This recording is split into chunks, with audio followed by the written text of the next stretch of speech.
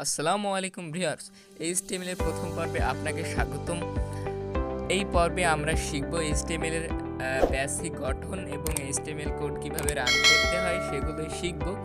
তো এইচটিএমএল কোডগুলো আপনি আপনার ডিফল্ট ফাইল ম্যানেজারে সেভ করে সেখান থেকেও ব্রাউজার বা এইচটিএমএল ভিউয়ার নামের অপশন দিয়ে সেগুলো রান করতে পারেন। তো সহজ পদ্ধতিতে রান করার জন্য আপনারা একটি অ্যাপ ব্যবহার করতে পারেন। সেক্ষেত্রে আপনাদের রান করতেও সহজ হবে এবং কোডগুলো আবার আপনি ফাইল ম্যানেজারে সেভ করেও নিতে পারবেন, যে কোনো সময় রান করতে পারবেন। তো আমি এইচটিএমএল এডিটর অ্যাপটি ব্যবহার করছি। এই যে এই অ্যাপটি আমি ব্যবহার করছি, এইচটিএমএল এডিটর নামের এই অ্যাপটি ব্যবহার করছি। তো এই অ্যাপটি আমি ব্যবহার করব। এইচটিএমএল এডিটর অ্যাপটিতে প্রবেশ করছি। এইচটিএমএল এডিটর অ্যাপটি প্রবেশ করার পর প্রথমে যে অপশন আসবে সেটাই ক্লিক করব, অর্থাৎ এডিটর অপশনে ক্লিক করব। এরপরে দেখুন বেসিক গঠনটা কিন্তু অলরেডি তৈরি করে দিয়েছে। তো আমাদের এই ভিডিওর কাজ হলো বেসিক গঠনটি তৈরি করে দেখাবো। তো বেসিক গঠনটা আমি সব কেটে দিচ্ছি। এরপরে বেসিক গঠনটি তৈরি করার জন্য এই বেসিক গঠনের প্রথমে হয় ডক টাইপ, অর্থাৎ ডকুমেন্ট টাইপ এইচটিএমএল। তো এই ট্যাগটি না লিখলেও হয়। তো প্রথমে যে ট্যাগটি লিখতে হবে সেটা হচ্ছে এইচটিএমএল শুরুর ট্যাগ, এখানে আর হয়ে গেছে এইচটিএমএল। এরপরে যেটা করতে হবে সেটা হচ্ছে হেড। এরপরে যে ট্যাগটি ব্যবহার করা হয় সেই ট্যাগটির নাম হচ্ছে হেড ট্যাগ। এরপরে হেড ট্যাগের ভিতরে যে ট্যাগটি ব্যবহার করে সেটা হচ্ছে টাইটেল।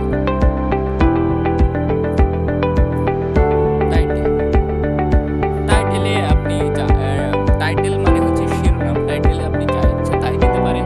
টাইটেলে মনে করেন দিলাম মাই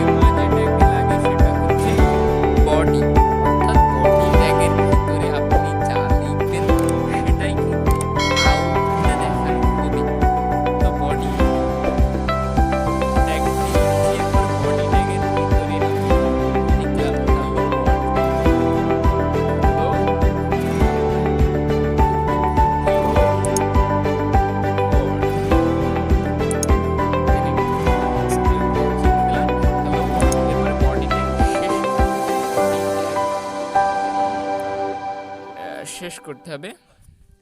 শেষ করার জন্য এখানে একটি